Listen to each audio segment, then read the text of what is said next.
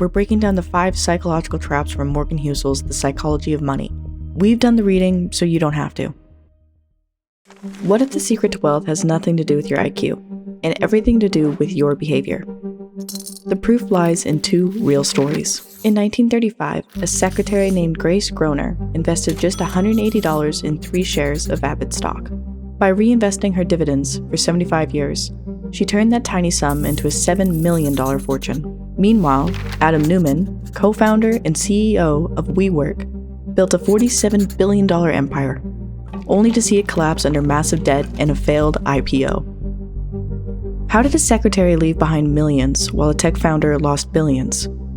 It's because Grace understood something Adam didn't. Financial success isn't a hard science. It's a soft skill. If you want to build wealth, you need to stop looking at stock charts and start looking at the mirror. Most people fail at money not because they are bad at math, but because they are bad at managing their own behavior. Today, we're breaking down the 5 psychological traps from Morgan Housel's The Psychology of Money, a book that has sold 10 million copies for one reason. It works. We've done the reading, so you don't have to. Here are the 5 key takeaways that will change how you think about wealth forever. Section 1. Financial success is about behavior, not intelligence. What if I told you your IQ has almost zero correlation with your net worth? In fact, being too smart might be the very thing that keeps you broke. Here's why the math in your head matters far less than the ego in your heart. Money decisions happen in the real world. A world where people panic during crashes, chase trends during booms, and endlessly compare themselves. Picture this. 2 friends inherit $50,000 each. One invests it slowly, adds a small monthly contribution, and ignores market headlines. The other tries to time the market, chasing hot stocks. 10 years later, the disciplined friend is quietly wealthy. The other is frustrated and broke. The lesson? Discipline beats intelligence.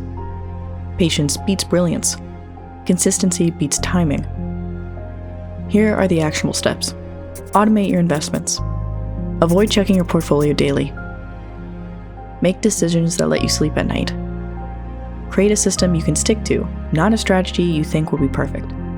Wealth rewards survival over brilliance.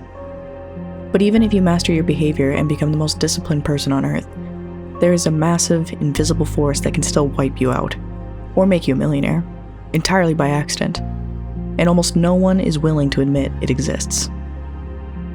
That invisible force? It's the thin, blurry line between luck and risk.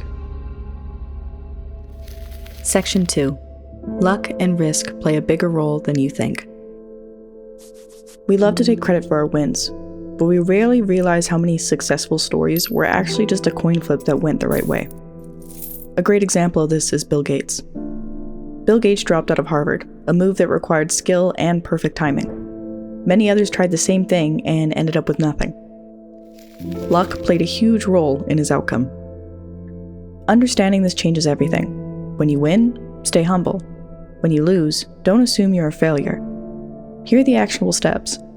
Don't blindly copy someone else's strategy. Build a margin of safety in your finances.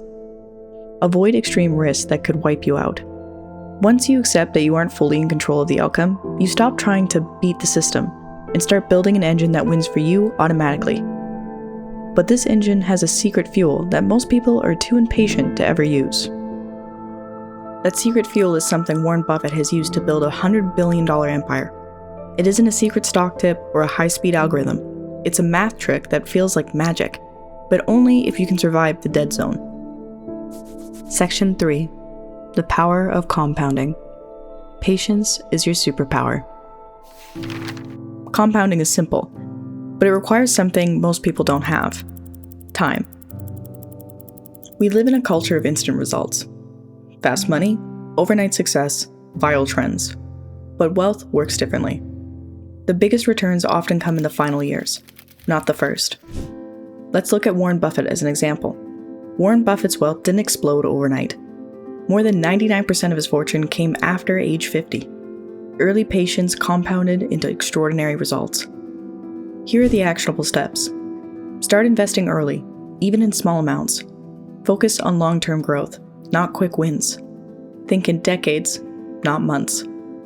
Open a retirement account, index fund, or even an investment app today. Consistency is the real superpower. The problem with this magic is that it only works if you let it stay hidden. But we live in a culture that demands we show off our success immediately. And that leads to a dangerous trap. The difference between looking rich and actually being wealthy. Section 4. Wealth is what you don't see.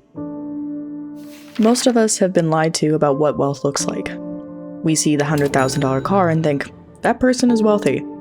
In reality, that car is just $100,000 of wealth that is now gone.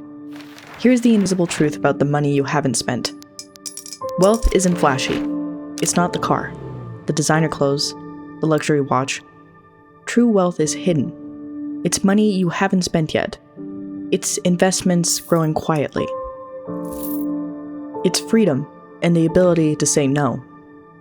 Here's an example. Two neighbors. One buys the newest car every year, vacations extravagantly, and posts it online. The other drives a 10-year-old car, saves aggressively, and invests. 10 years later, the hidden investor has enough to retire early, while the flashy neighbor struggles to keep up. The actionable steps are these. Separate your identity from possessions. Avoid lifestyle inflation as your income rises. Measure wealth by freedom, not appearances. Track your net worth instead of your spending on things that impress people. True wealth is freedom. So, if true wealth is invisible, how do you actually manage it? Should you follow the cold, hard logic of a spreadsheet, or should you follow your gut? Most people choose the wrong one because they try to be rational instead of doing what actually works for humans. Section 5. Reasonable beats rational. There's a huge difference between a decision that is rational and one that is reasonable. One makes sense on a calculator. The other is the only way you'll actually survive a market crash without losing your mind. And in the world of money, survival is the only thing that matters. You don't need perfect decisions. You need decisions you can stick with. Mathematically, putting 100% of your savings in high-risk stocks may maximize returns. Emotionally, most people panic at a downturn and sell everything. A reasonable strategy, one you can actually follow, beats the perfect strategy you abandon. Here are the actionable steps. Build a plan that matches your personality. Don't chase maximum returns. Choose sustainability over optimization. Your goal is consistency. Small, steady wins over time beat risky, perfect plays every time. By choosing a strategy you can actually stick with, rather than a perfect one you'll abandon when things get scary, you ensure the one thing that matters most. You stay in the game. Because, as Morgan Housel proves, the biggest risk isn't the market. It's the person you see in the mirror every morning. Now that you know the rules, the only question left is, will you have the behavior to follow them? Remember that secretary we talked about? She didn't have a secret formula. She just had one thing most geniuses lack: the ability to leave her ego at the door. You now have the same roadmap she used. So, which takeaway are you taking to the bank? Let me know below. If this video changed how you look at your bank account, hit the subscribe button. Your future self will thank you for it.